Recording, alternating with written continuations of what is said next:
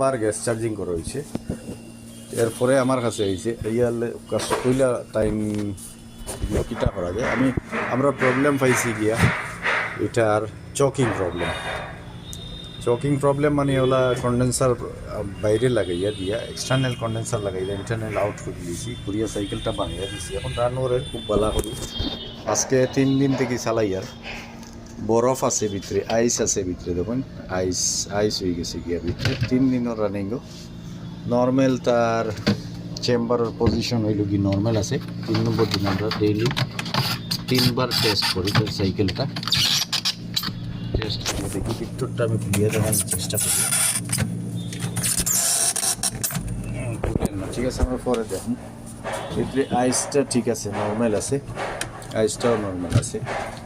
নিচর ডোরও ঠান্ডা অবজার্ভ করা যায় নিচর। যে এখন মেশিনটা ওকে